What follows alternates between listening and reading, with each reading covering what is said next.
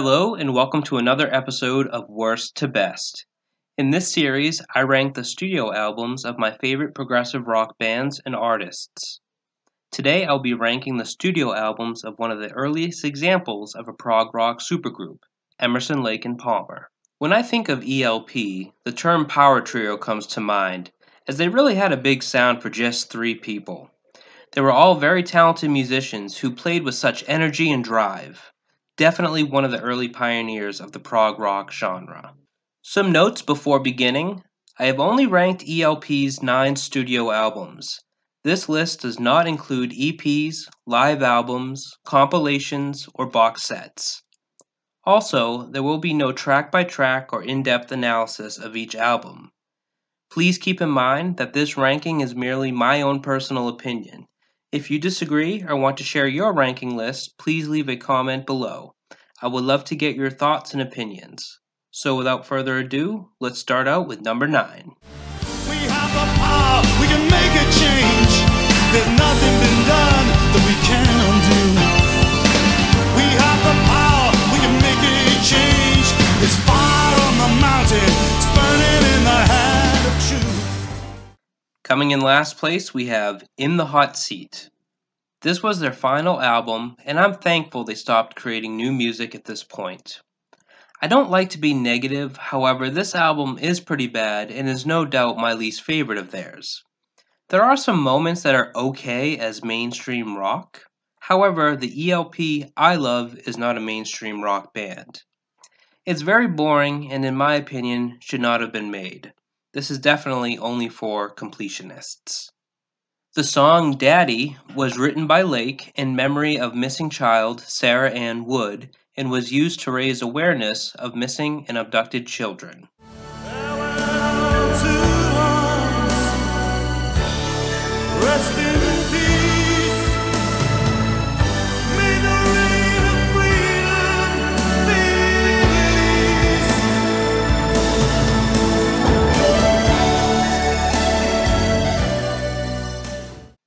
Next up at number 8 we have Black Moon. I would have been okay if they decided not to come back after 14 years and make new music in the early 90s. There are brief moments on here that remind me of their heyday, however, they are few and far between. Greg Lake's voice has deepened with age, so at times it doesn't even sound like ELP. The songs themselves are safe and boring and sound more like mainstream rock, not progressive rock. I give them credit for giving it another go, however, this should have been the final nail in their coffin. Unfortunately, they did try one more time after this, which sadly was a failure as well.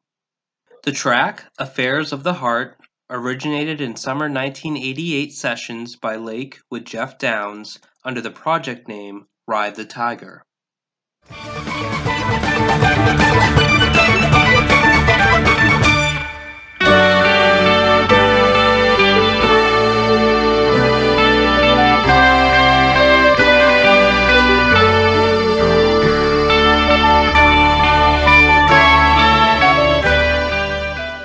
At number 7, we have Love Beach, their final and arguably weakest album of the 70s. This was a contractual obligation. It is more commercial sounding compared to prior albums.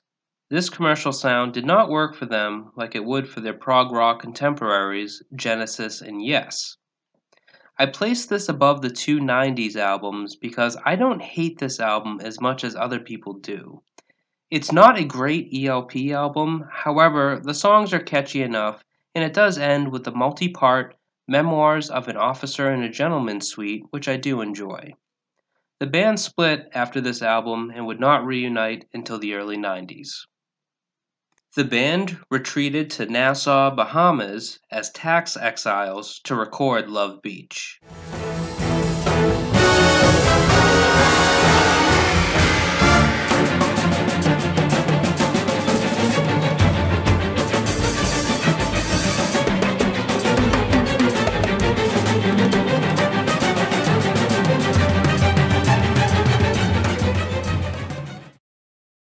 Next up at number 6 we have Works, Volume 1.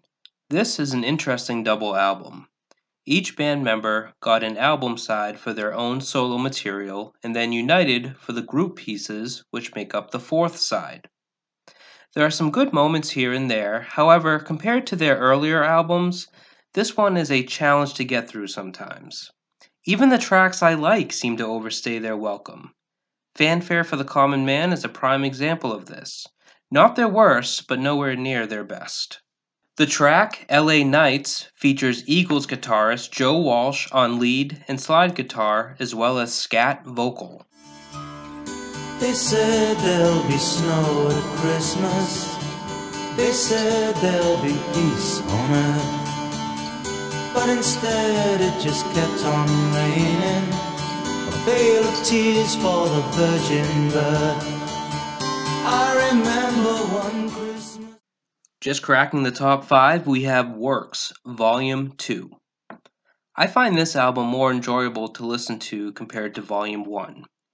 Yes, this album is unfocused and is made up of mostly leftover tracks from prior album sessions, but that's what I like about it.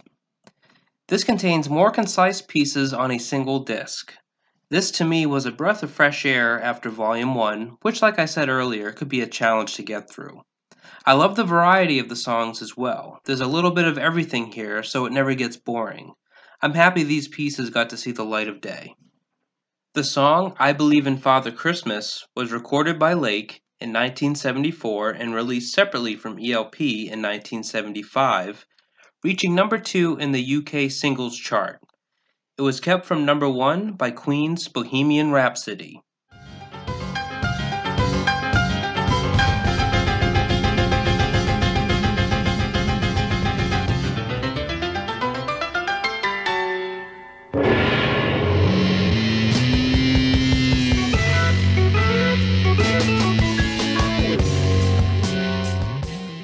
Coming in at number 4, we have ELP's self-titled debut album.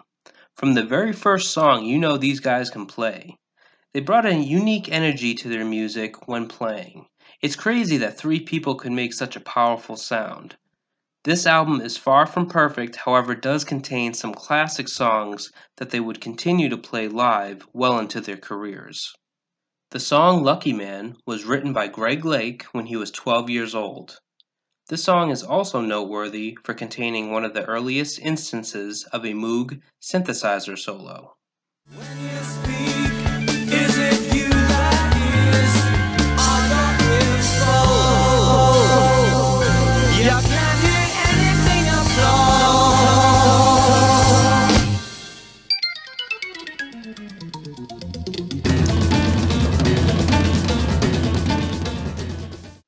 At number 3, we have Tarkus.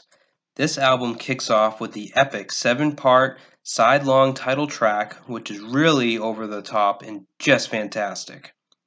The second side has some very strong material as well. This album really showed what these guys could do in the studio. Their compositions had already developed a great deal since their debut album released the prior year. They would only get better with their next couple of albums. The name Tarkus is an amalgamation between the words Tartarus, which is a place of punishment mentioned in the Bible, and carcass, hence the name written in bones on the album cover.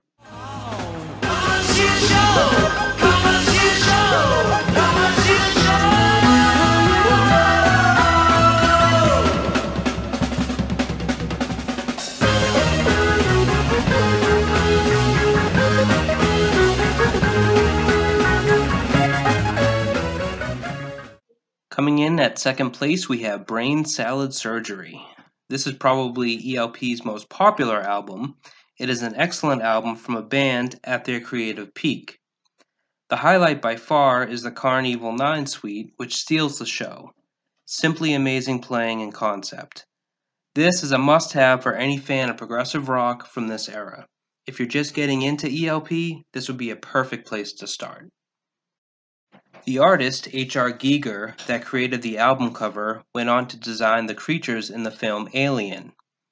He was part of the special effects team that won an Academy Award for design work on the film.